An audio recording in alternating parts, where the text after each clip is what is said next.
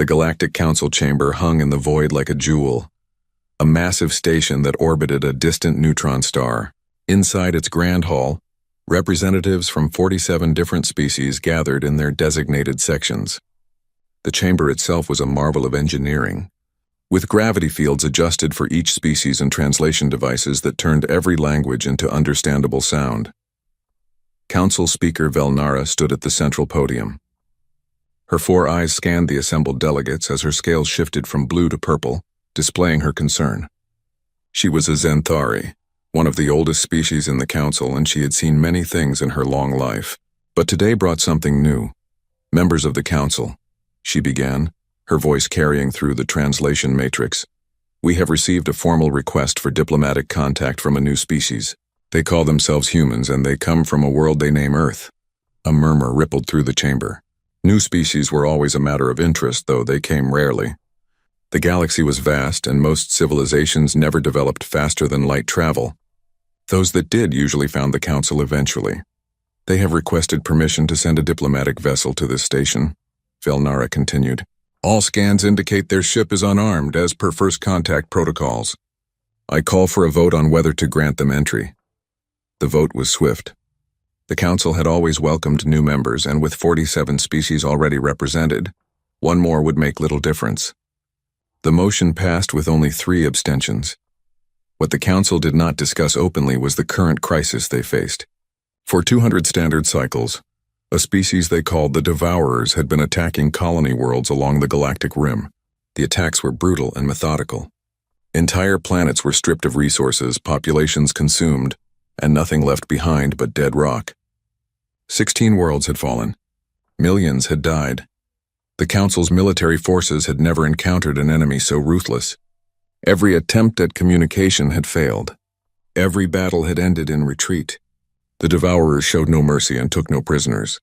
They simply consumed and moved on. 3 days later, the human ship arrived.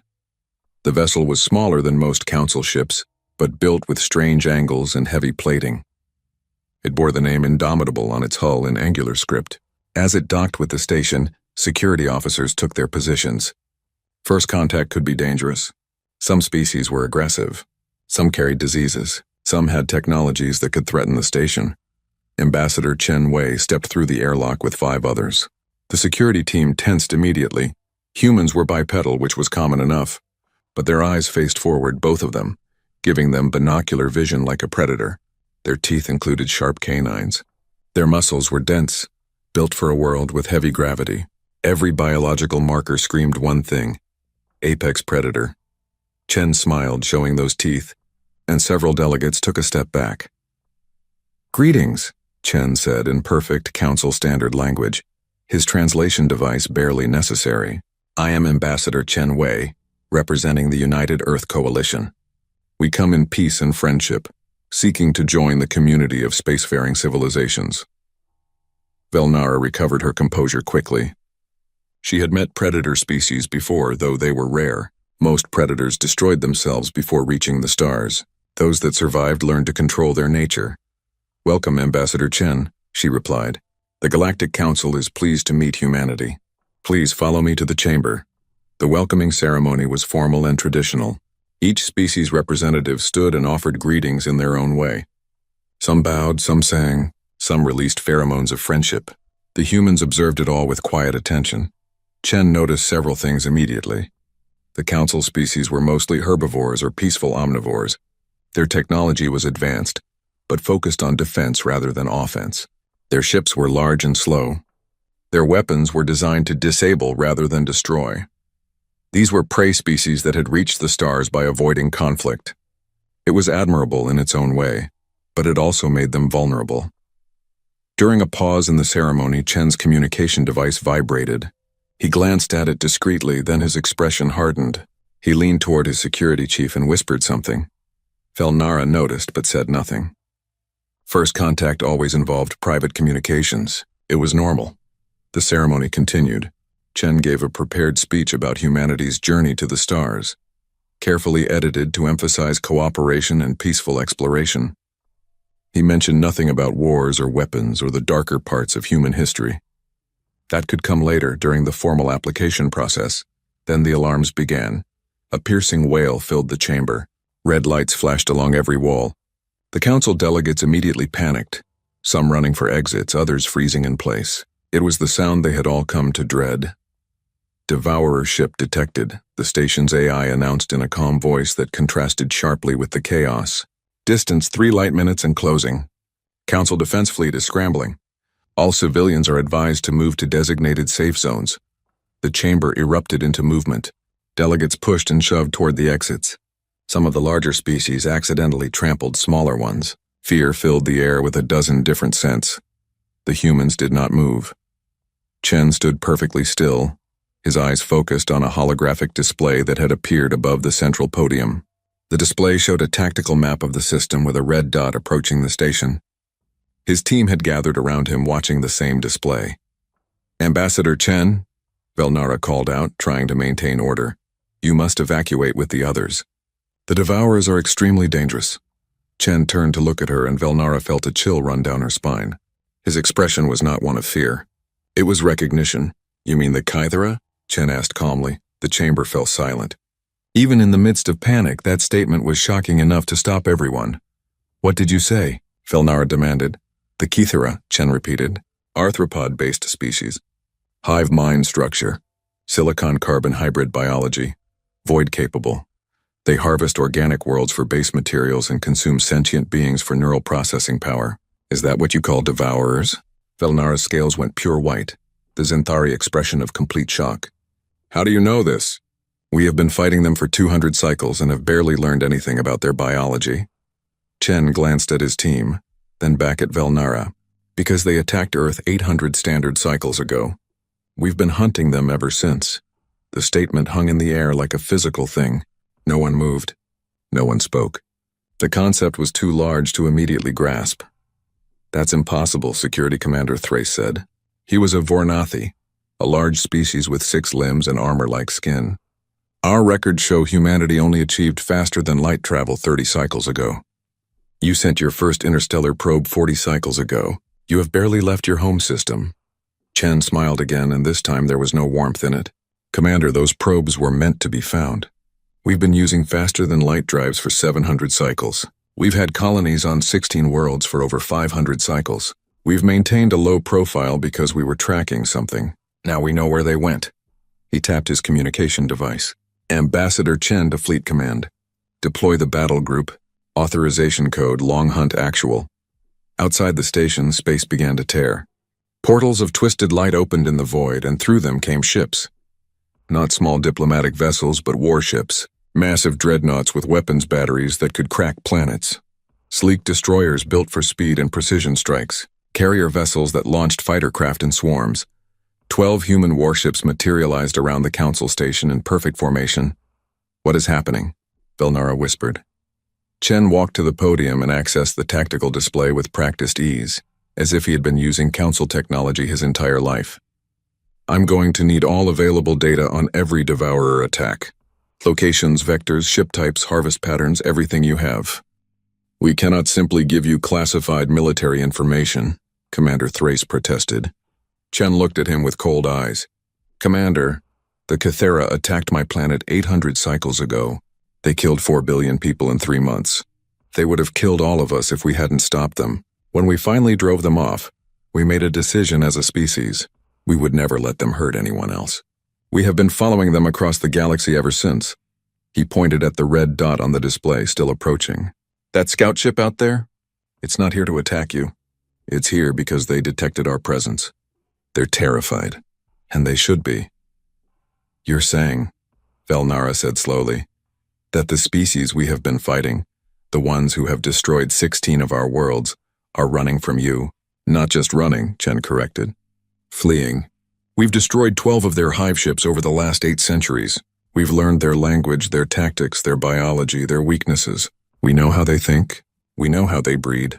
We know how they die." On the tactical display, the red dot suddenly changed course, veering away from the station at maximum acceleration. "They're leaving," one of the council officers reported in amazement. "The Devourer ship is fleeing the system." Chen nodded. "Of course they are. They've detected our fleet. They know what comes next." He turned to face the assembled council members who had stopped their evacuation to watch this impossible scene unfold. Members of the Galactic Council, humanity formally requests admission to your alliance. We come in peace. But we also come with a warning. The Kythera are in your space because we drove them here. We have been tracking their migration pattern for centuries. Every world they have attacked, every colony they have destroyed, it was because they were trying to lose us in the chaos. Velnara felt as if the ground had disappeared beneath her feet. You brought them here? No, Chen said firmly. They chose to come here. We simply followed. The galaxy is vast, Speaker. There are millions of habitable worlds. But there is nowhere they can hide. Not anymore. Not from us. He gestured to his team. With your permission, we would like to begin coordination with your military forces. We have 800 cycles of combat data against the Kythera. We know how to fight them. We know how to kill them. And more importantly, we know how to find their hive clusters. Why should we trust you? Thrace demanded. You are predators. You are hunters. You have lied to us about your capabilities. How do we know you are not as dangerous as the Devourers? Chen met his gaze steadily. Because we're not here to harvest you, Commander. We're here to finish what the Kythera started 800 cycles ago. They made the mistake of attacking Earth. Now we're going to make sure they never attack anyone ever again. The chamber remained silent. Outside, the human warships held their position, weapons powered but not charged, waiting. Finally, Velnara spoke. What do you need from us, Ambassador? Everything you know about their movements in your space. And permission to coordinate a joint defense. Because Commander, Speaker, members of the Council, I need you to understand something very important. Chen pulled up long-range sensor data on the display. 3 systems away, a massive cluster of red dots appeared. Hundreds of them. The Kythera are gathering. That's their main fleet. They're preparing for something big, and based on our tracking, they've been moving toward this region for the last 50 cycles. This is why we finally revealed ourselves. Whatever they're planning, it's about to happen. Velnara looked at the display, at the sheer number of enemy vessels, and felt fear like she had never known. How long do we have? She asked. Maybe a week, Chen said. Maybe less. They're desperate now. They know we're here. They'll either attack or try to slip away. Either way, we need to be ready. He looked around the chamber at all the assembled species. You've been fighting defensively for 200 cycles. That's not going to work anymore. If you want to survive, you need to learn how humans fight. We don't just defend. We hunt, we pursue, we finish the job. And if we refuse your help? Thrace asked. Chen shrugged. Then we'll hunt them anyway. We didn't come this far to stop now, but it would be better if we worked together. Because when this is over, the Kythera will be gone, and you'll want humanity as an ally, not an independent force operating in your space. It was not quite a threat, but it was close enough. Velnara made her decision. You will have your data, Ambassador, and we will convene an emergency military council. But understand this, the Galactic Council does not wage wars of extermination. We defend ourselves. We protect our people. We do not hunt species to extinction. Chen nodded slowly. I understand, Speaker. But you should understand something too. 800 cycles ago, the Kythera made humanity choose between mercy and survival. We chose survival.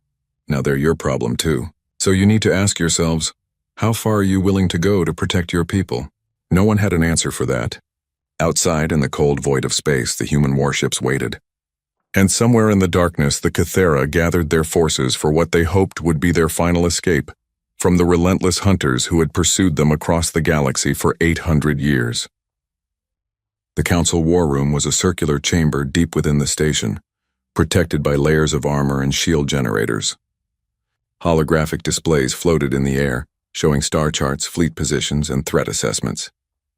Around the central table sat military commanders from 24 species, all wearing their various uniforms and insignia of rank. Ambassador Chen Wei stood at the head of the table with Admiral Sarah Okoye beside him. The Admiral was a tall woman with dark skin and gray hair cut short. Her uniform was simple, black with minimal decoration, but she carried herself with absolute authority. Behind them, a holographic display showed the history of humanity's encounter with the Kythera. Velnara watched from her position as the images began to play. She had thought she understood war. The Council had fought pirates, territorial disputes, even a few actual wars between member species before they joined. But nothing prepared her for what she was about to see. The display showed Earth as it had been 800 cycles ago. A blue and green world, beautiful and teeming with life. Cities covered the continent. Orbital stations dotted the space around it. According to the data, Earth had a population of 11 billion humans. This was our homeworld, Chen said quietly. Before they came, the image changed. Now it showed massive ships dropping out of faster-than-light transit near Earth. Organic-looking vessels that seemed more grown than built, covered in chitinous armor and bristling with weapons. The Kythera fleet. They did not communicate, Chen continued. They did not warn us. They simply attacked. The hologram showed the first strikes. Kinetic weapons dropped from orbit, hitting major cities. Each impact released megatons of energy. Entire metropolitan areas vanished in seconds. Then the harvester ships descended. Huge creatures that landed on the surface and began consuming everything organic. Buildings, forests, people, all fed into massive processing organs. Several council members looked away. Felnara forced herself to keep watching. For 3 months they systematically stripped our world, Chen said. We fought back with everything we had. Nuclear weapons, chemical weapons, biological weapons. Nothing stopped them. Their technology was centuries ahead of ours. We were primitives fighting gods. The display showed human military forces engaging the Kythera. Tanks fired shells that bounced off alien armor. Fighter jets fell from the sky. Soldiers died in waves. 4 billion people died in those 3 months, Chen said. 4 billion. 1/3 of our entire species. The Kythera were harvesting us for processing into their neural matrices. Every person they consumed made their hive mind stronger, smarter. Admiral Okoye spoke for the first time. Her voice was hard as steel. We were losing. Everyone knew it. Earth would be dead in another month. Our government was preparing to evacuate the remaining population to underground bunkers, hoping some of us might survive long enough to rebuild after they left. But they made a mistake, Chen said. One of their harvester ships was damaged by a tactical nuclear strike. It crashed mostly intact. We sent a recovery team. The display showed human scientists and engineers swarming over the alien wreckage, working desperately as the battle raged above them. In 2 weeks, we learned more about their technology than they probably wanted us to know in 1,000 cycles. Admiral Okoye said, with grim satisfaction. Their ships used biological computing. Their weapons were plasma-based. Their armor could regenerate but needed organic matter to do so, and most importantly, their faster-than-light drive used quantum entanglement in a way we had never imagined. You reverse-engineered their technology, Commander Thrace said slowly, in 2 weeks. When your species is dying, Commander, you find motivation, Chen replied. Every scientist, every engineer, everyone who could contribute worked around the clock. No sleep, no rest, just work. Because if we failed, humanity would die. The display showed new weapons being deployed. Human ships with reverse-engineered drives appeared in orbit. Plasma cannons opened fire on Kythera vessels. For the first time, the aliens began to take significant losses. The Kythera realized they had made an error, Admiral Okoye said. They started to retreat. But we had learned something else from studying their ships. We could track their faster-than-light signatures. We could follow them. So you did, Felnara said. It was not a question, Chen nodded. Our government held an emergency session. What remained of it anyway? They had a choice. We could rebuild Earth, hide, hope the Kythera never came back. Or we could make sure they never attacked anyone else again. You chose revenge, Thrace said, his voice disapproving. We chose protection, Chen corrected sharply. The Kythera had attacked us without warning or reason. They had consumed 4 billion of our people. If we let them go, they would do it to someone else. Maybe another human colony. Maybe another species entirely. We could not allow that. Admiral Okoye pulled up another display. This one showed a map of the galaxy with a trail of red dots marking Kythera movements and blue dots marking human pursuit. We called it the Long Hunt, she said. We built a fleet using their own technology against them. We followed them across the galaxy. Every time they stopped to harvest a world, we found them. Every time they built a new hive ship, we destroyed it. The display showed battle after battle. Human fleets engaging Kythera vessels in the void between stars. Sometimes the battles were quick and decisive. Sometimes they dragged on for weeks. But always the Kythera fled afterward and always humanity followed. 12 hive ships, Chen said. Over 800 cycles, we destroyed 12 of their major vessels. Each one took decades to build. Each one represented a massive investment of their resources. We made them pay for what they did to Earth. But you never finished them, Velnara observed. No, Admiral Okoye admitted. The galaxy is vast. They scattered after the first few encounters. Small groups went in different directions. We had to track each one separately, and they learned to hide their faster-than-light signatures better. The hunt became more difficult. She zoomed in on the current region of space. About 50 cycles ago, we detected a major convergence. Several Cathara groups were moving toward this area, the Council's space. We tracked them here and found they had begun attacking your worlds. They were trying to lose us in the chaos, Chen added. They hoped that by attacking multiple targets, creating confusion and fear, they could slip away while you were distracted. It's a tactic they've used before. So we are simply bait, Thrace said angrily. Our worlds, our people, all just distractions for your enemy. Chen's expression hardened. No, Commander. You are victims just like we were. The difference is that we have spent 800 cycles learning how to fight them. You've spent 200 cycles losing to them. Would you prefer we had stayed hidden? Let them continue attacking you while we watched. The two stared at each other across the table. Tension filled the room. Velnara intervened.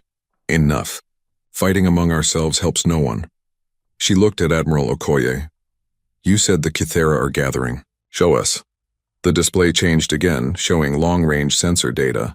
3 systems away, a massive concentration of Cathara ships were assembling. The sheer number made several council members gasp. 417 vessels, Admiral Okoye said, including 3 hive ships. That's the largest concentration we've ever seen. They're planning something major. They're going to attack us, Velnara said. Maybe, Chen said. Or maybe they're preparing to make a run for it. With your fleet engaged fighting scattered attacks, they could punch through your defensive line and escape into unexplored space. Either way, we need to be ready. What do you recommend? Velnara asked. Admiral Okoye pulled up a tactical analysis. First, we need to consolidate your fleet. You have ships scattered across 20 systems trying to protect individual worlds. That's a losing strategy. The Cathara will simply overwhelm each group separately. We cannot abandon our colonies, Thrace protested. You're not abandoning them, Okoye replied. You're giving them a chance to survive. A scattered fleet helps no one. A concentrated fleet can actually win battles. She highlighted several key systems. Pull your forces back to these positions. Create a defensive line. The Cathara will have to come through it if they want to escape. And when they do, we'll be ready. And if they attack our undefended worlds, another commander asked. He was a plenari, a species that looked like upright seals with 4 arms. They won't, Chen said with certainty. The Cathara are not interested in conquest. They want resources and escape routes. Empty colonies have neither. They'll come straight for us. Velnara studied the tactical display. It made sense, but it went against every instinct the Council had. They had always fought defensively, protecting what they had. This plan required them to take risks. How many ships can humanity contribute? She asked. We have 42 warships in this region, Admiral Okoye said. With more on the way, but they won't arrive for at least a week. Against 400 Cathara vessels, those numbers aren't good. Then how do you expect to win? Thrace demanded. Okoye smiled, and it was not a pleasant expression.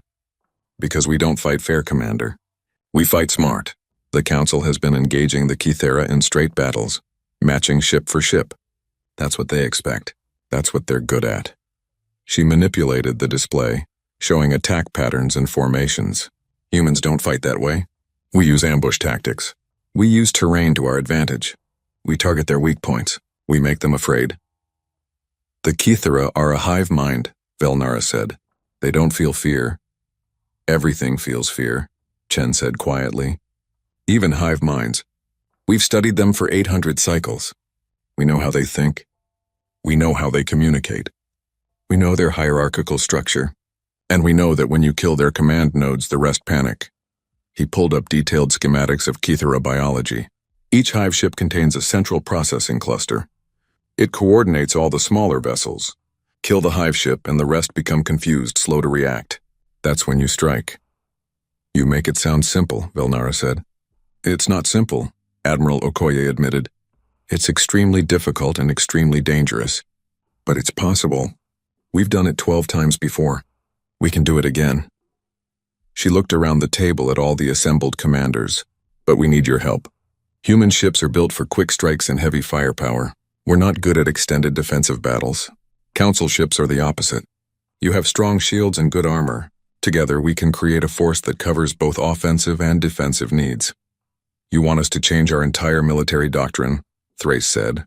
I want you to survive, Okoye replied bluntly. Your doctrine has lost you 16 worlds. Our doctrine has hunted the Kythera across the galaxy for 800 cycles. I know which one I trust. The room fell silent. Everyone was thinking the same thing. The humans were predators. Everything about them screamed danger. Their weapons were brutal. Their tactics were aggressive. Their entire approach to warfare was alien to the Council's way of thinking. But they were also the only ones who had ever consistently defeated the Kythera. Velnara made her decision. We will implement your strategy, Admiral. But understand this. We will not abandon our principles. The Council does not wage wars of extermination. We will defend ourselves, but we will not become monsters to fight monsters. Chen and Okoye exchanged a look. Then Chen spoke carefully. Speaker, with respect, you may not have that luxury. The Kythera don't negotiate. They don't surrender. They don't show mercy. When we fought them at Earth, we learned a hard truth. Sometimes, to protect the innocent, you have to be willing to do terrible things to the guilty. We killed 4 billion of them. Admiral Okoye added quietly. Over 800 cycles, we have exterminated 4 billion Kythera. Hive ships, harvester vessels, scout craft, all of them. We track them down and we destroy them completely. No prisoners, no mercy. Because we know what happens if we show weakness. The Council members looked shocked. 4 billion. The same number the Kythera had killed on Earth. That's genocide, someone whispered. That's survival, Chen replied. And it's a choice we made as a species. You don't have to make the same choice, but you need to understand what you're facing. The Kythera will not stop. They will not retreat permanently. They will keep coming back until either they're extinct or you are. Those are the only two options. Velnara felt the weight of those words. Her entire life she had believed in peaceful coexistence, in finding diplomatic solutions, in preserving all life. But here was a species that had faced extinction and clawed its way back through 800 cycles of warfare. Could she judge them for their choices when she had never faced what they faced? We will fight alongside you, she said finally. But we will do so as partners, not subordinates. Your experience is valuable, but so is our perspective. Together, perhaps we can find a way to end this that does not require us to abandon who we are.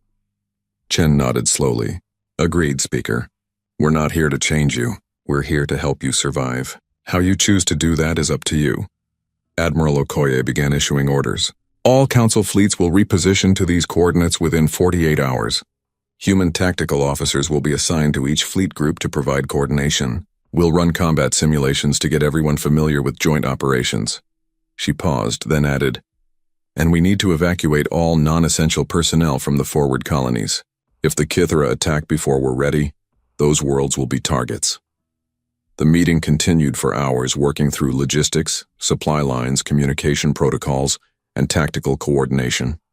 By the end, everyone was exhausted but had a plan. As the commanders filed out, Velnara approached Chen. Ambassador, may I ask you something personal? Of course, Speaker. Do you ever regret it? The choice your people made? 800 cycles of hunting, of warfare, of killing. Has it been worth it? Chen was quiet for a long moment. Then he said, every human child learns about the Great Harvest in school. They see the images of burning cities. They hear the names of the lost. 4 billion names. And they understand that we survived. Because our ancestors refused to accept defeat. Is it a burden? Yes. Has it changed us as a species? Absolutely. We are harder now, colder. More focused on survival than exploration. He met her eyes. But when I think of those 4 billion people who died, and then I think of all the people we've saved by keeping the Kythera away from inhabited space. Yes, Speaker. It has been worth it. We paid a terrible price, but it meant others didn't have to. Velnara nodded slowly. I hope we can learn from your experience without losing ourselves in the process. So do I, Speaker, Chen said. So do I. Outside, in the cold darkness of space, both human and Council ships began moving into position. The pieces were being set for a confrontation that had been 800 cycles in the making. The hunters and the hunted were finally closing in on each other. and the Galactic Council was about to learn what it truly meant to fight for survival. The Joint Military Command Center buzzed with activity. Council officers worked alongside human advisors, trying to learn new tactics and strategies in the few days they had before the Kythera made their move. Holographic displays showed fleet positions, supply lines, and constantly updating threat assessments. Admiral Sarah Okoye stood at the main tactical display with Commander Thrace beside her. Despite their earlier tension, they had developed a working relationship built on mutual respect. Thrace was stubborn and set in his ways, but he was also a professional soldier who understood when to listen to experience. "Walk me through this again," Thrace said, studying the human attack patterns on the display. "Your assault doctrine makes no sense to me." Okoye pulled up a simulation. "Standard council tactics involve forming a defensive line and meeting the enemy head-on. You match their numbers, trade shots until one side withdraws or is destroyed. Correct? That is how civilized species wage war," Thrace replied. "Honorable combat between military forces. And it doesn't work against the Kythera," Okoye said bluntly, "because they don't care about honor or civilization. They care about winning. And they're very good at it." She started the simulation. It showed a typical council engagement against Kythera forces. The two fleets met in open space, exchanged fire, and gradually the council ships were overwhelmed by superior numbers and firepower. "You lose because you fight on their terms," Okoye explained. "The Kythera have better weapons, stronger armor, and faster regeneration. In a straight fight, they win. Every time. Then how do you propose we fight them?" Thrace asked. Okoye reset the simulation and changed the parameters. "We don't fight them straight. We hunt them." The new simulation showed something completely different. Council ships formed a defensive position, but human vessels were scattered throughout the system, hiding behind planets, asteroids, debris fields. When the Kythera fleet approached, the council ships engaged them head-on as expected. But then the human ships struck from multiple angles, targeting specific vessels and then vanishing before the Kythera could respond. "Hit-and-run tactics," Okoye said. "We strike where they're weak, avoid where they're strong. We use the terrain to our advantage. We make them chase us into kill zones. We exhaust them, confuse them, and then when they're disorganized, we hit them with everything we have." Thrace watched the simulation play out. The Kythera fleet was systematically dismantled, not through superior firepower, but through superior tactics. "This requires perfect coordination," he observed. "It does," Okoye agreed. "Which is why we're running constant drills. Your crews need to trust our tactics even when they seem wrong. When we tell you to retreat, you retreat. When we tell you to advance, you advance. No hesitation. You ask us to act like prey," Thrace said. "Retreating, hiding, avoiding direct confrontation. That goes against everything we are." Okoye turned to face him directly. "Commander, let me tell you about persistence hunting. It's how early humans hunted prey on Earth. We weren't the fastest or the strongest, but we could run longer than anything else. We would chase an animal for hours, sometimes days, never catching it, just following. The prey would run in bursts of speed, exhaust itself, rest, then run again. But we never stopped. We just kept coming." She gestured to the tactical display. "Eventually, the prey would collapse from exhaustion. Then we would kill it. That's how humans hunted for 2 million years, not through strength or speed, but through relentless, patient pursuit." "The Kythera are not prey animals," Thrace pointed out. "No," Okoye agreed, "but the principle is the same. We make them work for every engagement. We force them to expend energy chasing us. We hit their supply lines, their scouts, their weak vessels. We make them afraid to spread out because they never know where we'll strike next. And slowly, methodically, we wear them down." She pulled up data from previous human engagements with the Kythera. "This is how we've been fighting them for 800 cycles. We don't win through one big battle. We win through 1,000 small victories that add up over time." Thrace studied the data, his expression thoughtful. "Your tactics are effective, I see that. But they require a mindset that is alien to us. We are not predators, Admiral. We do not think like hunters." "Then learn," Okoye said simply. "Or die. I don't mean to be harsh, Commander, but those are your options. The Kythera won't give you a third choice." Before Thrace could respond, an alert flashed on the tactical display. Both officers immediately focused on it. "Long-range sensors are picking up movement," a human sensor officer reported. "The Kythera fleet is beginning to disperse, multiple groups breaking off from the main concentration." Okoye pulled up the sensor data. Sure enough, The massive Kythera fleet that had been gathering was now splitting into dozens of smaller groups, each heading in different directions. "What are they doing?" Thrace asked. Okoye's expression grew grim. "They're executing a dispersal attack. They'll hit multiple targets simultaneously, forcing us to spread our forces thin. It's a smart move." She called up Ambassador Chen. His face appeared on the holographic display. "Ambassador, are you seeing this?" "We are," Chen replied. "They're going for maximum chaos. Classic Kythera strategy when they're cornered. Recommendations?"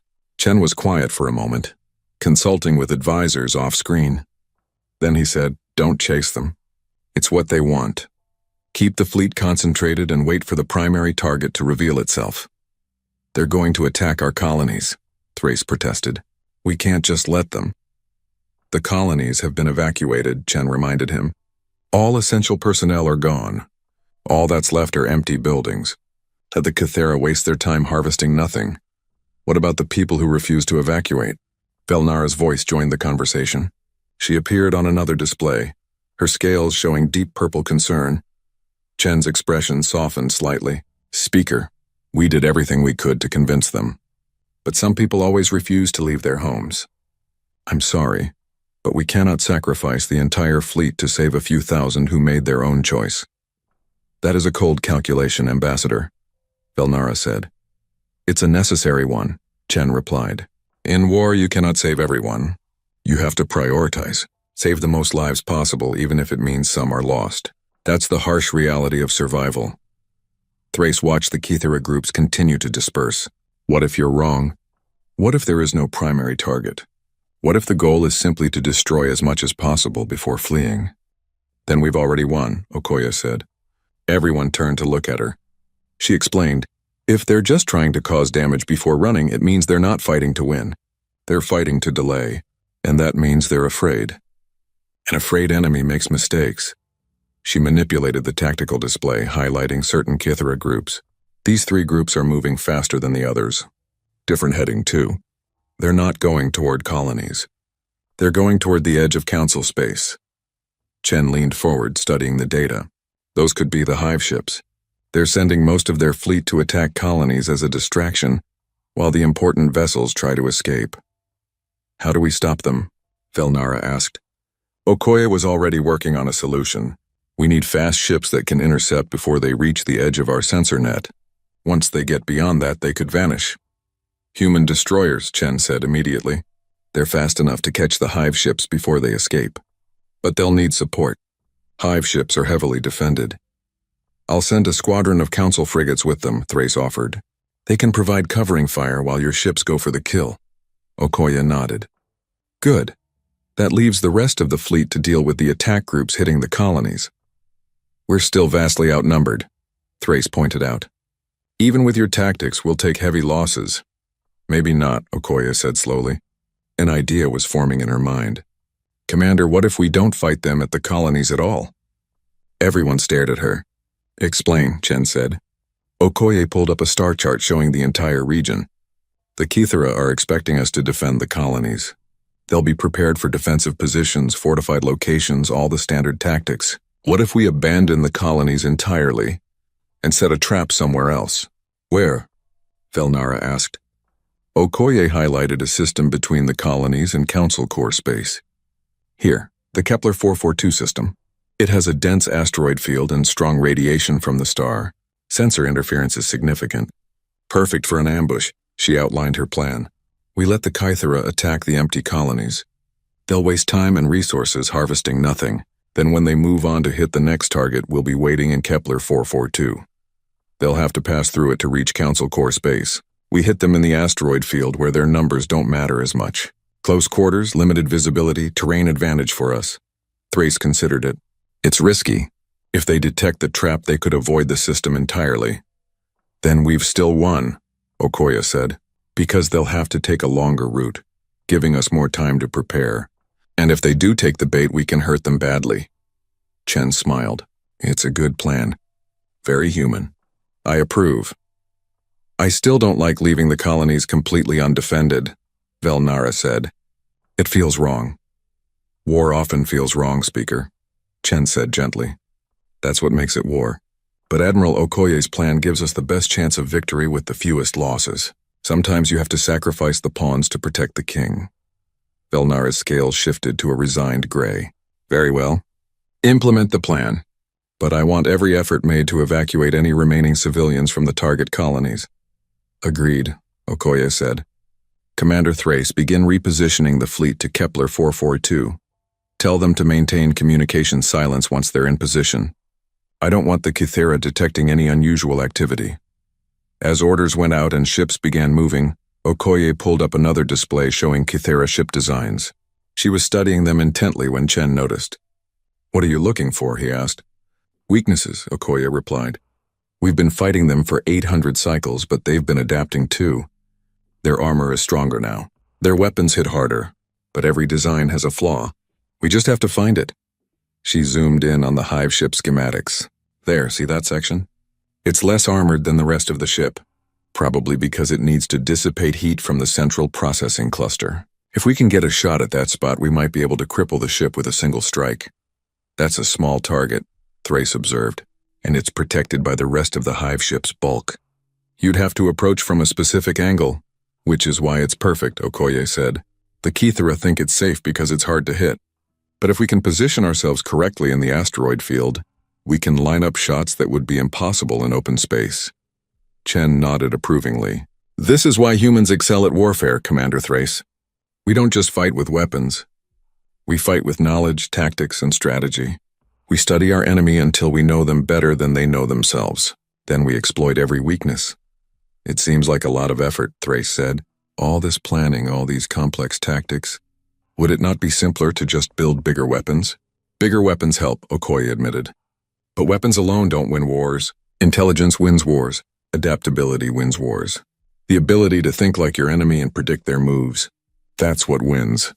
She pulled up historical data from Earth. My ancestors were some of the greatest military strategists in human history. They won battles against superior forces by using terrain, weather, psychology, everything available to them. One of my great-grandmothers fought in the Australian Defence Force during the Kythera attack.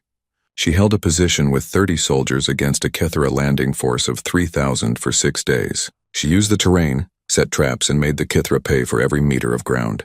By the time reinforcements arrived, she had killed over 400 Kythera with minimal losses.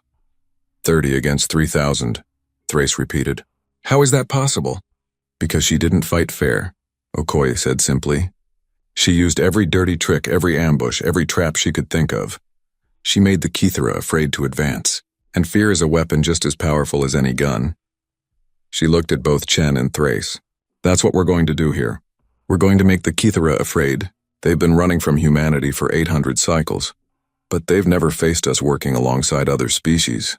They don't know what we're capable of together. So we're going to show them. The tactical display updated with new information. The Kythera attack groups were beginning their assaults on the outer colonies. Reports came in of orbital bombardments and harvester deployments. But as predicted, they were finding empty cities and evacuated facilities. They're going to realize it's a trap soon, Thrace warned. Let them, Chen said. By the time they figure it out, it'll be too late. The hive ships will be engaged and the attack groups will be too far in to retreat easily. That's when we spring the full trap. And if something goes wrong? Velnara asked. Chen and Okoye exchanged a look. Then Chen said, then we adapt. That's another thing humans are good at. We plan for the best, but prepare for the worst. And if everything falls apart, we improvise. Improvise, Velnara repeated. You make warfare sound like an art form. It is, Okoye said seriously. A terrible, destructive art form that I wish didn't exist. But it does. And we've had 800 cycles to perfect it. The Kythera taught us how to fight. Now we're going to teach them what it means to be hunted by humanity.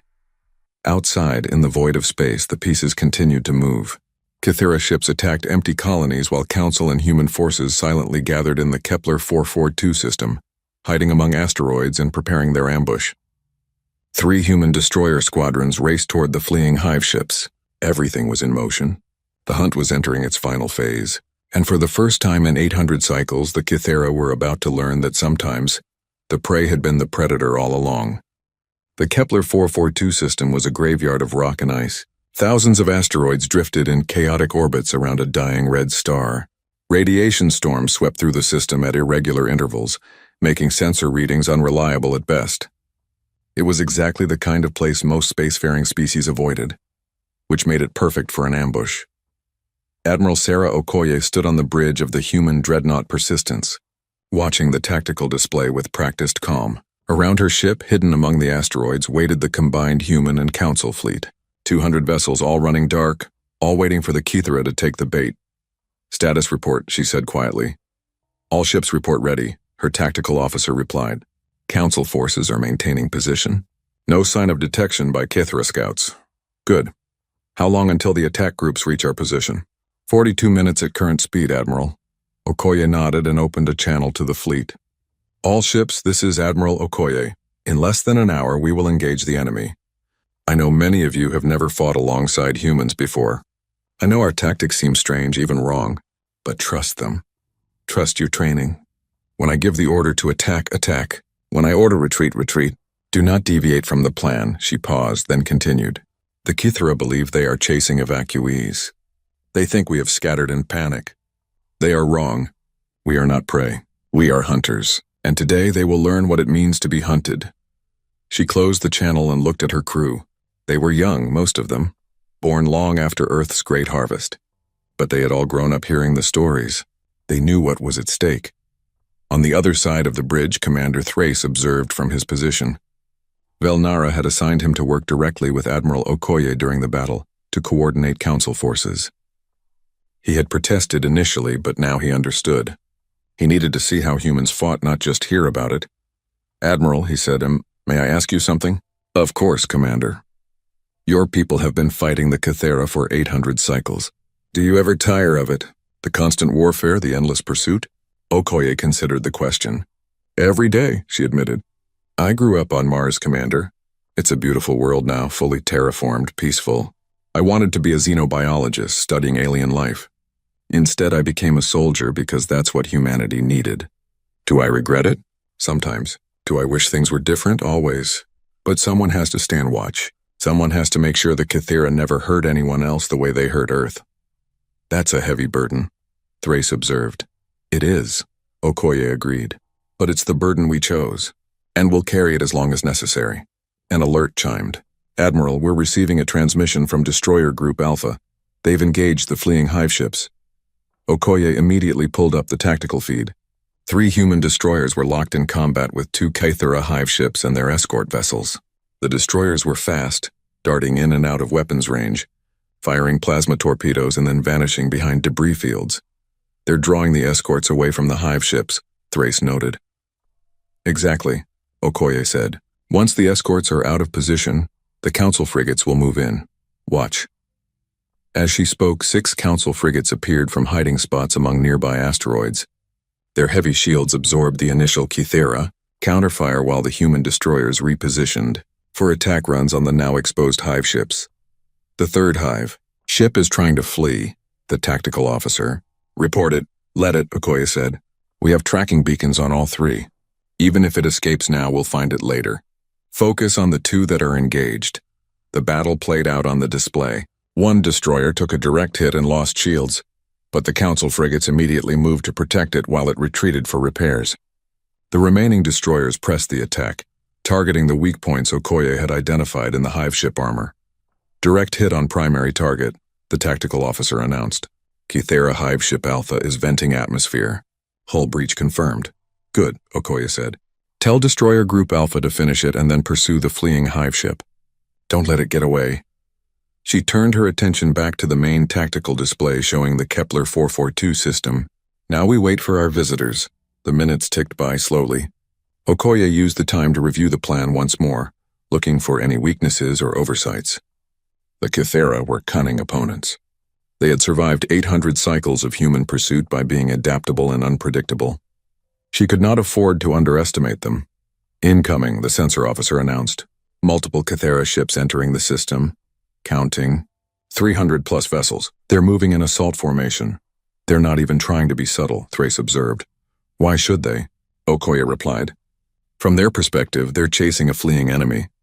They think we're running scared. Let them keep thinking that." The Kythera fleet advanced through the asteroid field. their formation tight and disciplined. They were scanning actively, looking for hidden ships, but the radiation interference made detection difficult. "Wait for it," Okoye said softly. "Let them get deeper into the system." The Kythera ships continued forward, passing the outer ring of asteroids where some Council ships were hidden. Okoye watched their formation carefully. They were bunched up, trying to maintain mutual support. That would work against them soon. "They're approaching the kill zone," the tactical officer said. "All ships prepare to engage," Okoye ordered. "Remember the pattern. Alpha wings attack from above, beta wings from below. Delta wings wait for my signal to hit their rear." The Kythera fleet reached the predetermined coordinates. They were now surrounded by hidden ships on all sides, though they did not know it yet. "Now," Okoye said calmly. The Kepler 442 system erupted into chaos.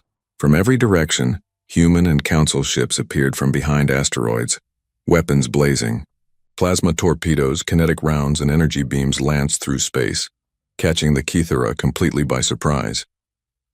The first salvo destroyed over 30 Kythera vessels before they could even react. The tight formation that had seemed so strong became a liability as ships collided trying to evade incoming fire.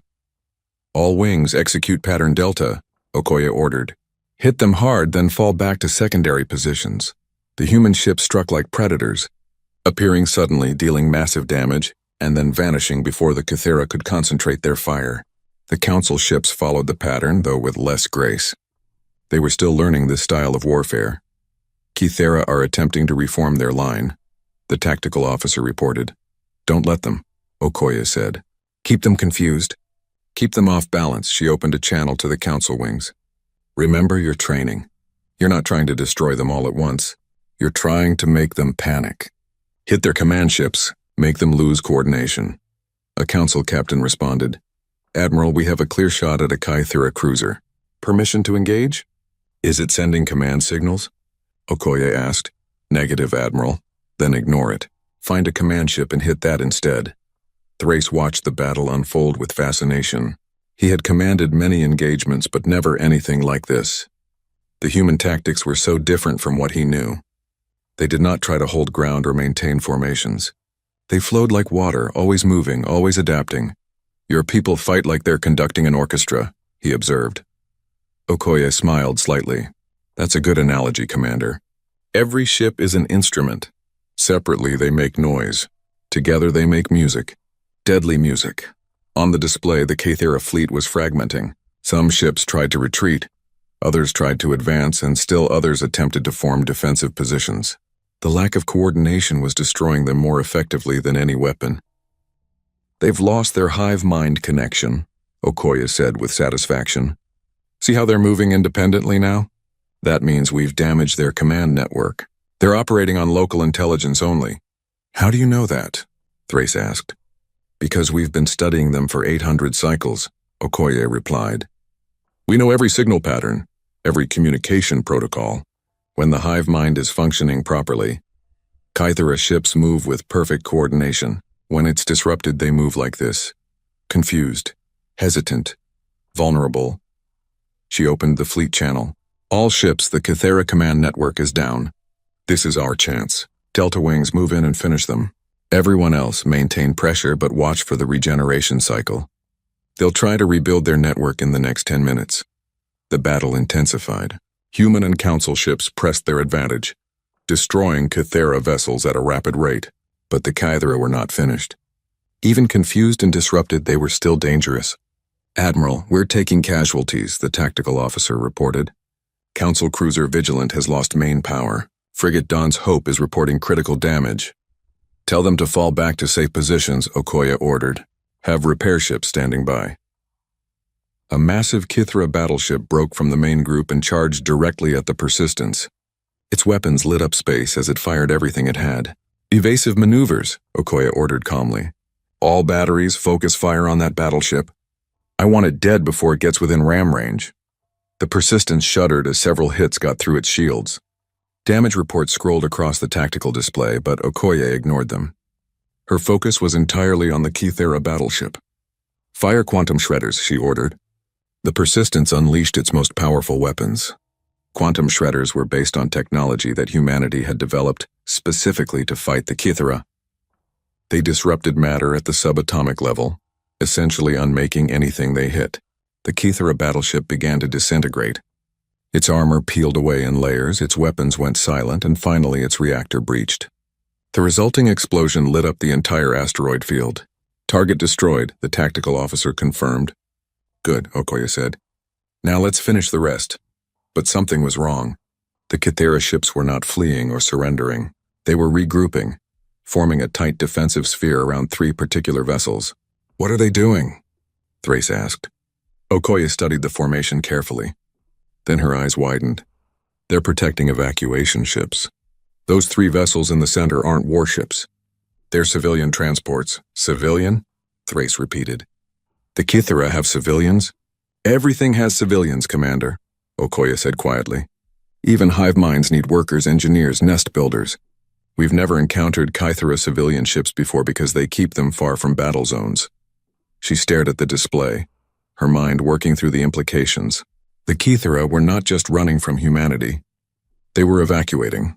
This was not a military retreat. It was a species trying to survive.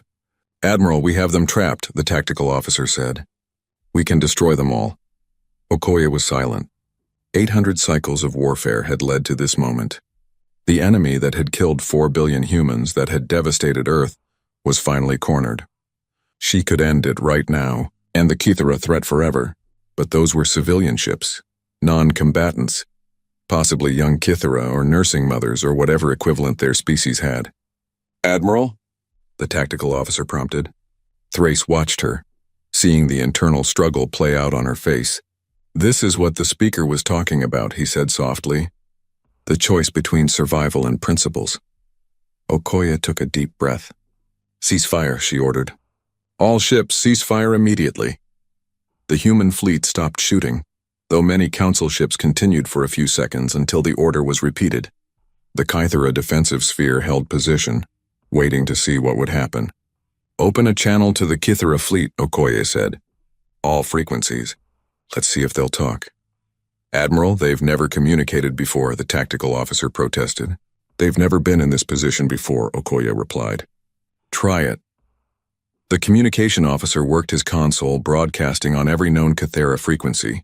For a long moment, there was nothing but static. Then a sound came through.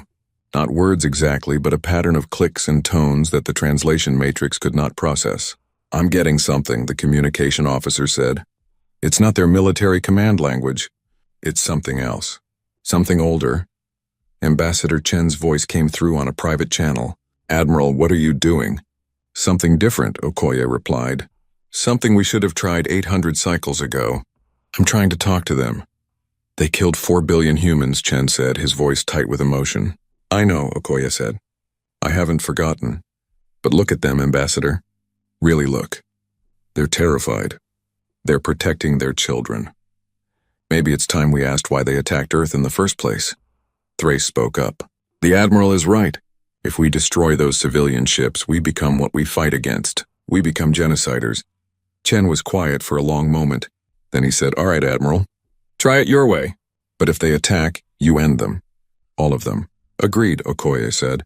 The Kythera transmission continued, the strange clicks and tones becoming more complex. The translation matrix was learning, analyzing patterns, building a linguistic framework. Finally, broken and distorted words began to form. Not meant, mistake. Need resources. Dying species, Okoye leaned forward. Kythera fleet. This is Admiral Sarah Okoye of the human species. We can understand some of your communication. Clarify your message. Why did you attack our worlds? More clicks and tones. The translation was getting better. Homeworld dying. Needed new world. Chose wrong. Did not know sentient. Thrace's eyes widened. Are they saying they didn't know Earth was inhabited by intelligent life? That's impossible, the tactical officer said.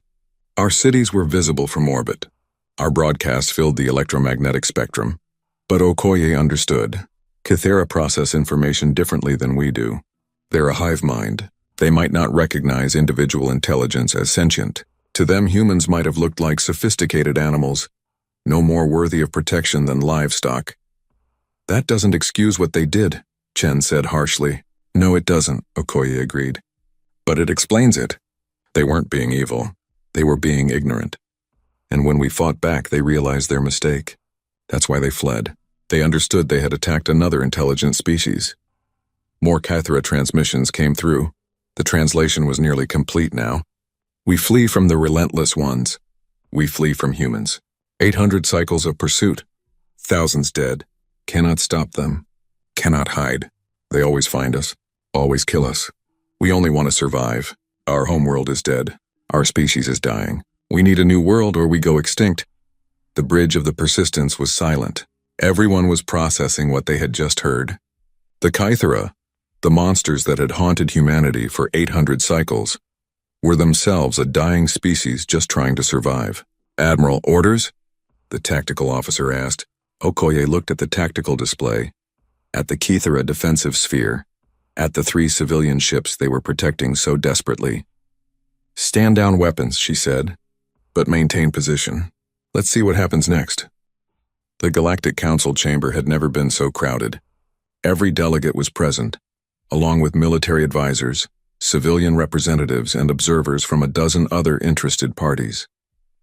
The debate had been raging for 3 hours, and showed no sign of ending soon. At the center of it all stood Ambassador Chen Wei, Admiral Sarah Okoye, and a holographic representation of a Kythera representative. The Kythera appeared as a massive arthropod, its chitinous body reflecting light in strange patterns.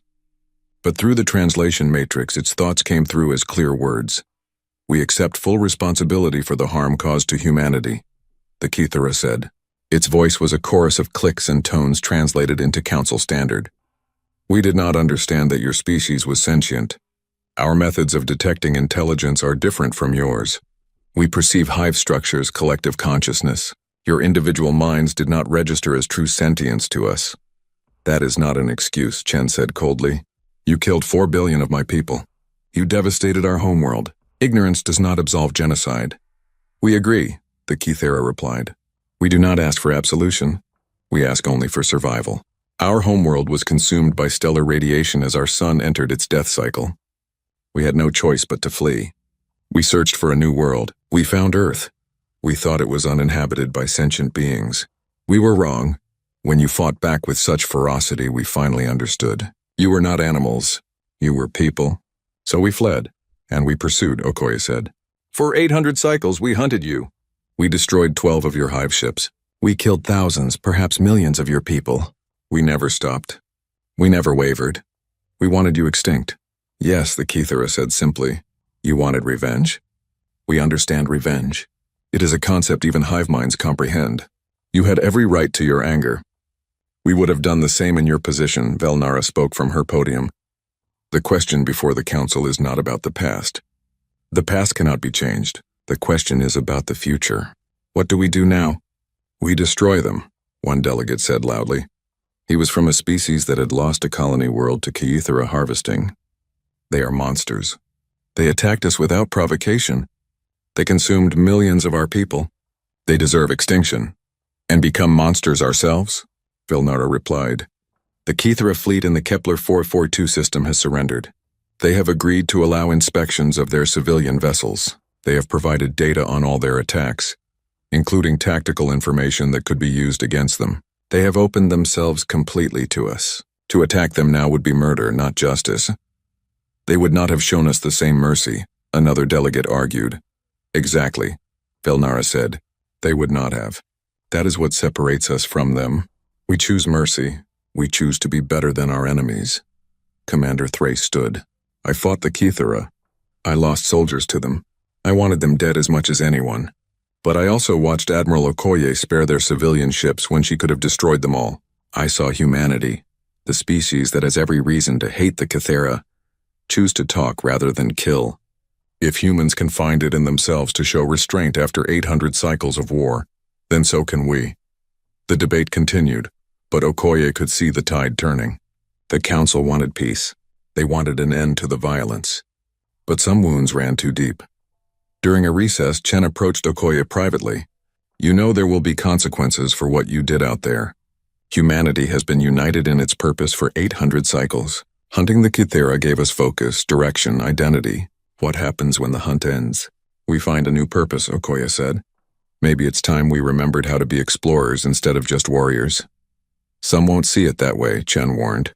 Some will see it as betrayal. 4 billion dead, and you let their killers live. I didn't let them live out of mercy, Okoye said quietly. I let them live because killing those civilian ships would have made us exactly what we've been fighting against for 800 cycles.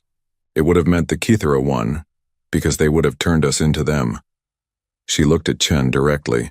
Ambassador, I've spent my entire adult life fighting. I was born on a warship during a pursuit mission. I've never known peace. None of my generation has. We grew up hearing stories of Earth's great harvest, learning to hate the Kithera, training to kill them.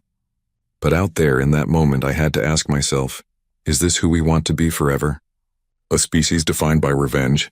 Chen was quiet for a long moment. Then he said, what do you suggest we do with them? Find them a world, Okoye said. Somewhere far from both council space and human territory. Give them a chance to rebuild. And watch them. If they ever try to harvest another sentient species, then we finish what we started. But if they keep their word, if they truly want to live in peace, then we let them. You're asking for a lot of trust, Chen said. No, Okoye replied. I'm asking for verification. Trust but verify, as the old saying goes. We put monitoring stations in their system. We keep ships nearby. We inspect their activities regularly. But we give them a chance. The debate resumed. Hours turned into days. The council was divided almost evenly. Some wanted to give the Kithera a chance. Others wanted them destroyed. It came down to a vote. Ambassador Chen stood to speak. 800 cycles ago, the Kithera attacked Earth. They killed 4 billion humans. They scarred our species in ways that will never fully heal. I grew up hearing stories of that attack. Every human child does. It defines us. It shapes us. It drives us. He paused, gathering his thoughts. When Admiral Okoye chose to spare the Kithera civilian ships, many humans were angry. We have spent 800 cycles hunting them. We have sacrificed so much, lost so many, and now when we finally had them cornered, we stopped. He looked around the chamber. But Admiral Okoye was right. If we had destroyed those civilian ships, we would have become the very thing we have been fighting. We would have committed the same crime the Kithera committed against us. And 800 cycles of sacrifice would have been for nothing, because we would have lost our humanity in the process of seeking revenge. Chen took a breath. Humanity votes in favor of giving the Kithera a monitored sanctuary world. But we will not forget. We will watch them every day for the rest of time if necessary. And if they ever threaten another species, we will finish what we started. This is not mercy. This is a test, and they will only get one chance to pass it. The vote was called. When the results appeared, the motion passed by a narrow margin. The Kithera would be given a world in unclaimed space far from any inhabited systems. They would be monitored constantly. Their technology would be restricted. Their population growth would be controlled. But they would survive. The Kithera representative bowed in the complex way their species showed respect. We accept these terms. We will prove ourselves worthy of this chance. And we will teach our offspring about the humans who could have destroyed us but chose not to. They will know that mercy is not weakness, but the greatest strength of all. 6 months later, the Kithera settlement was established on a world they named New Beginning. Human and council monitoring stations watched from orbit. Supply ships brought resources in exchange for Kithera scientific knowledge. It was not friendship, not yet, but it was coexistence. Admiral Okoye stood on the observation deck of the monitoring station, watching the planet below. Cities were being built, farms established, a new civilization rising from the ashes of the old one. Commander Thrace joined her. How do you feel? He asked. Strange, Okoye admitted. My whole life has been about hunting the Kithera. Now I'm watching over them instead. It's hard to adjust. You made the right choice, Thrace said. The Council is stronger for having humanity as a member, and humanity is better for choosing peace over revenge. Maybe, Okoye said. Time will tell. Her communication device chimed. It was a message from Earth. She read it and smiled slightly. What is it? Thrace asked. The Council of Earth has officially redesignated the military, Okoye said. We're no longer the human pursuit fleet. We're now the Human Exploration and Defense Force. They're redirecting 70% of our ships to exploration missions. We're going back to what we were supposed to be, explorers. And the other 30%? Still watching the Kithera, Okoye said. and standing ready in case any other threat appears. We're not giving up our weapons, Commander. We've learned that lesson too well, but we're not going to be defined by warfare anymore either. Thrace looked out at the stars. Perhaps that's what humanity brings to the Council. The ability to be both protector and explorer, to fight when necessary but to build when possible. That's a nice thought, Okoye said. I hope it's true. Meanwhile, on the other side of the galaxy, a human exploration vessel named Curiosity was charting unknown space. Captain James Rodriguez studied the sensor readings with interest. They had detected strange energy signatures coming from a nearby star system. Take us in slowly, he ordered. Full sensor sweeps. Let's see what's out here. The Curiosity entered the system and immediately detected artificial structures, massive stations orbiting a gas giant, ships moving between them. Another civilization, one not yet contacted by the Council. Hail them, Rodriguez ordered. Standard first contact protocols. Let's do this right. The alien response came quickly. Too quickly. Weapons locked onto the Curiosity. No communication. No warning, just immediate hostility. Shields up, Rodriguez ordered. Evasive maneuvers. Get us out of here. The Curiosity fled the system under fire. Once safely away, Rodriguez began analyzing the data they had collected. What he saw made his blood run cold. The alien ships were using technology similar to the Kythera. Not identical, but close enough to suggest a connection. And their behavior was aggressive, territorial, predatory. He sent a priority message back to Council space. Contact made with unknown hostile species. Technology suggests possible relation to Kythera, recommending immediate investigation. Admiral Okoye received the message 2 weeks later. She read it carefully, then brought it to Ambassador Chen and Speaker Velnara. It seems the galaxy is more dangerous than we thought, she said. The Kythera might not have been an isolated case. There might be others like them out there. Then the long hunt is not over, Chen said quietly. No, Okoye agreed. But it's different now. We're not hunting for revenge. We're scouting for threats. We're protecting not just humanity, but all the species of the Council. That's better. That's something worth doing. Velnara looked at the data. What do you recommend, Admiral? We send a joint exploration and defense fleet, Okoye said. Human ships for combat capability. Council ships for diplomatic contact. We find these aliens. We learn about them. We determine if they're a threat. And if they are, we deal with it. Together. As partners, Velnara said. As partners, Okoye agreed. The fleet was assembled over the next month. 20 human warships and 30 Council vessels, all crewed by mixed-species personnel. It was the first truly joint operation, with humans and Council members working side by side. On the bridge of the lead ship, the Persistence, Admiral Okoye watched as her crew worked. Humans at weapon stations, Zenthari at communications, Vornathi at engineering. Different species, different ways of thinking, but all working toward the same goal. Commander Thrace, now officially her second-in-command, stood beside her. Ready to depart, Admiral. Then let's go exploring, Okoye said. And maybe we'll find friends instead of enemies this time. And if we don't? Thrace asked. Okoye smiled, and it was the smile of a predator. Then they'll learn what the Kythera learned. You don't attack the Galactic Council. Not anymore. Because the Council has humans now, and we're very good at protecting the things we care about. The fleet jumped to faster-than-light speed, disappearing into the unknown. Behind them, on the Kythera world of New Beginning, the former enemy watched the stars and wondered what the future would bring. Their eldest speaker, a Kythera who had lived through the attack on Earth 800 cycles ago, addressed the young ones being born into this new era. Remember always what we did, the speaker said in the complex clicks and tones of their language. Remember the great crime we committed against humanity. Remember the 4 billion we killed. Remember that we did not understand, but that ignorance is not innocence. We carry this guilt forever. The speaker gestured to the sky where the monitoring stations hung in orbit. But remember also what they did. The humans hunted us for 800 cycles. They could have destroyed us. They had earned that right through blood and suffering. But when the moment came, they chose differently. They chose to be better than their pain. They chose to give us a chance. The young Kythera listened, their collective mind absorbing the lesson. We will spend the rest of our existence proving we deserve that chance, the speaker continued. We will teach our children and their children and all generations to come.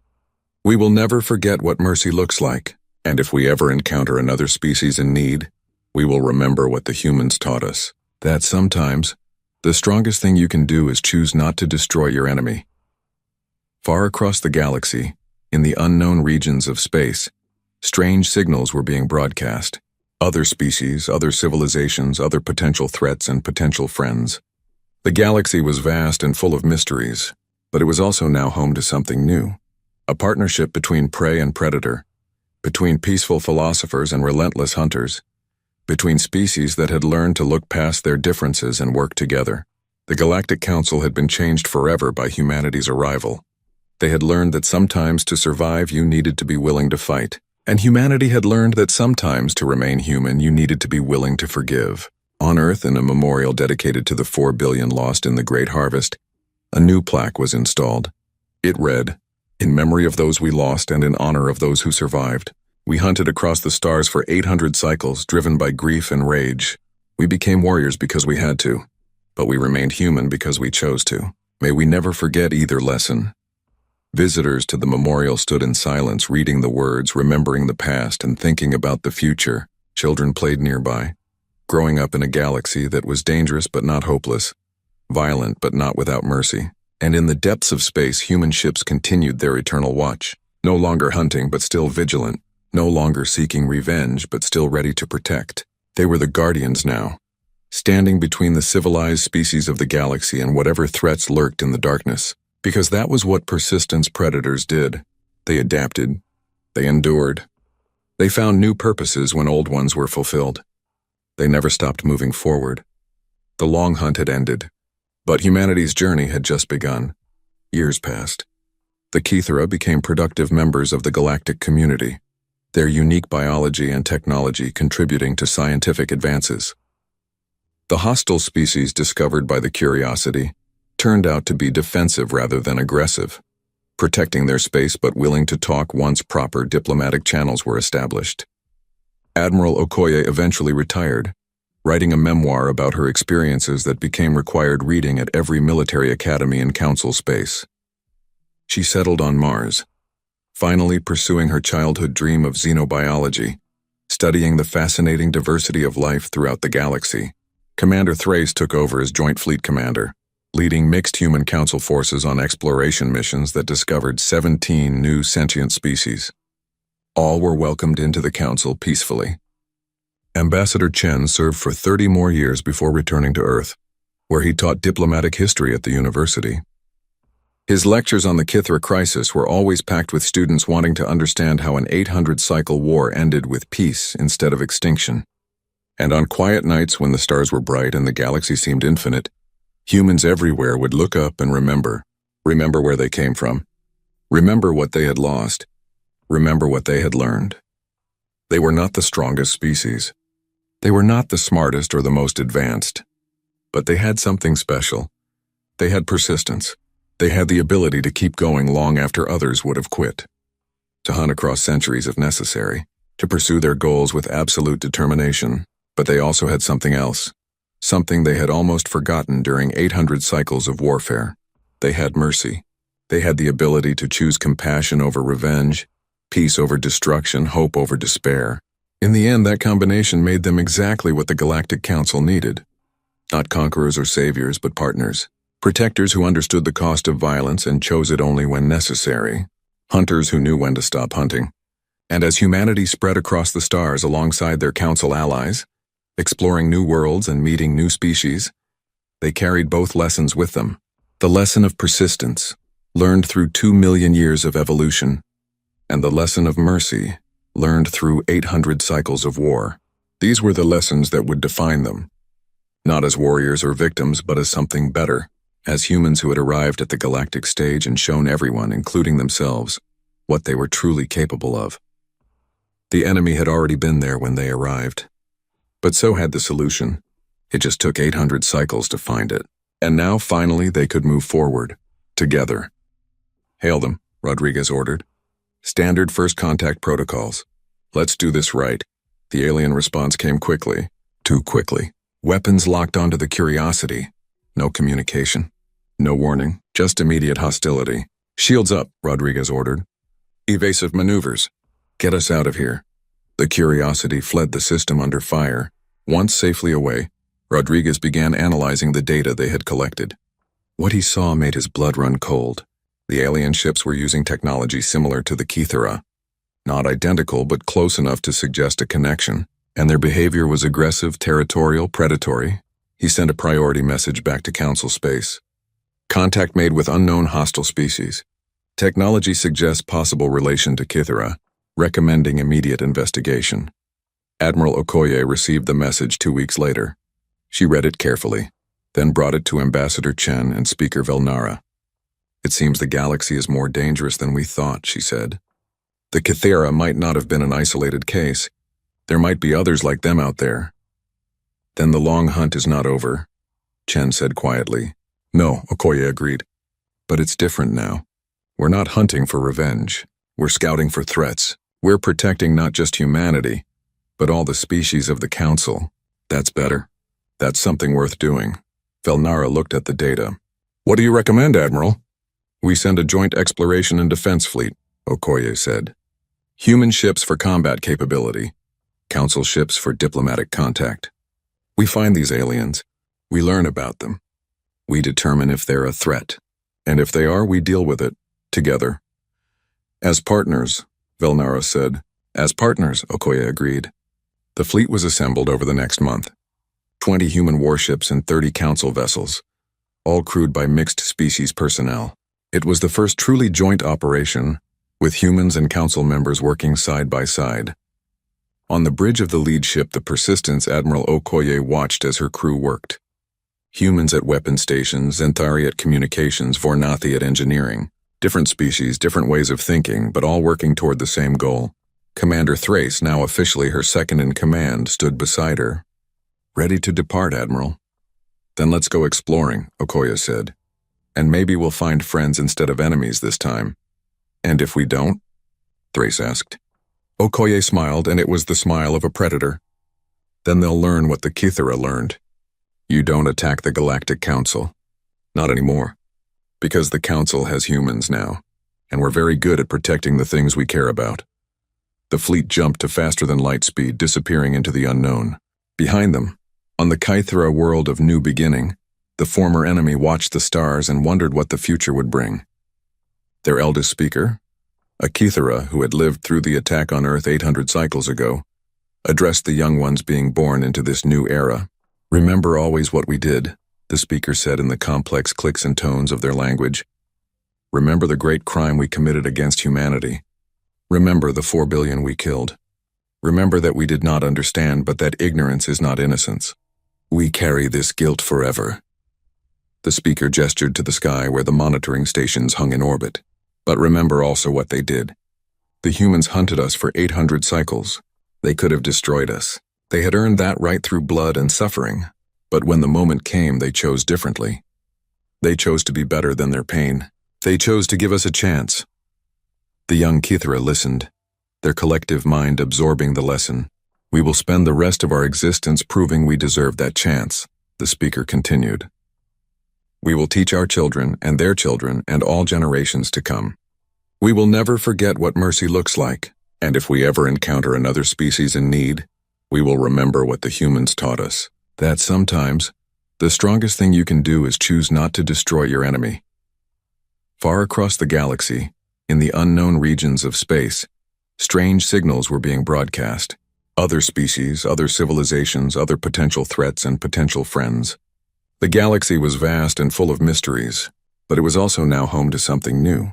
A partnership between prey and predator, between peaceful philosophers and relentless hunters, between species that had learned to look past their differences and work together. The Galactic Council had been changed forever by humanity's arrival. They had learned that sometimes to survive you needed to be willing to fight, and humanity had learned that sometimes to remain human you needed to be willing to forgive. On Earth, in a memorial dedicated to the 4 billion lost in the Great Harvest, a new plaque was installed.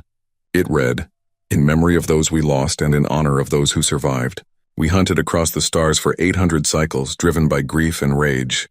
We became warriors because we had to, but we remained human because we chose to. May we never forget either lesson." Visitors to the memorial stood in silence, reading the words, remembering the past, and thinking about the future. Children played nearby, growing up in a galaxy that was dangerous but not hopeless, violent but not without mercy. And in the depths of space, human ships continued their eternal watch, no longer hunting but still vigilant, no longer seeking revenge but still ready to protect. They were the guardians now, standing between the civilized species of the galaxy and whatever threats lurked in the darkness. Because that was what persistence predators did. They adapted. They endured. They found new purposes when old ones were fulfilled. They never stopped moving forward. The long hunt had ended, but humanity's journey had just begun. Years passed. The Kithara became productive members of the galactic community, their unique biology and technology contributing to scientific advances. The hostile species discovered by the Curiosity turned out to be defensive rather than aggressive, protecting their space but willing to talk once proper diplomatic channels were established. Admiral Okoye eventually retired, writing a memoir about her experiences that became required reading at every military academy in Council space. She settled on Mars, finally pursuing her childhood dream of xenobiology, studying the fascinating diversity of life throughout the galaxy. Commander Thrace took over as Joint Fleet Commander, leading mixed human council forces on exploration missions that discovered 17 new sentient species. All were welcomed into the council peacefully. Ambassador Chen served for 30 more years before returning to Earth, where he taught diplomatic history at the university. His lectures on the Kithara crisis were always packed with students wanting to understand how an 800-cycle war ended with peace instead of extinction. And on quiet nights when the stars were bright and the galaxy seemed infinite, humans everywhere would look up and remember where they came from, remember what they had lost, remember what they had learned. They were not the strongest species. They were not the smartest or the most advanced, but they had something special. They had persistence. They had the ability to keep going long after others would have quit, to hunt across centuries if necessary, to pursue their goals with absolute determination. But they also had something else. Something they had almost forgotten during 800 cycles of warfare. They had mercy. They had the ability to choose compassion over revenge, peace over destruction, hope over despair. In the end, that combination made them exactly what the Galactic Council needed. Not conquerors or saviors, but partners. Protectors who understood the cost of violence and chose it only when necessary. Hunters who knew when to stop hunting. And as humanity spread across the stars alongside their council allies, exploring new worlds and meeting new species, they carried both lessons with them. The lesson of persistence, learned through 2 million years of evolution, and the lesson of mercy, learned through 800 cycles of war.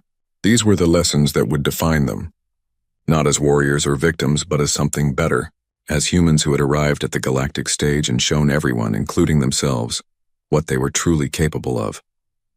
The enemy had already been there when they arrived. But so had the solution. It just took 800 cycles to find it. And now, finally, they could move forward, together.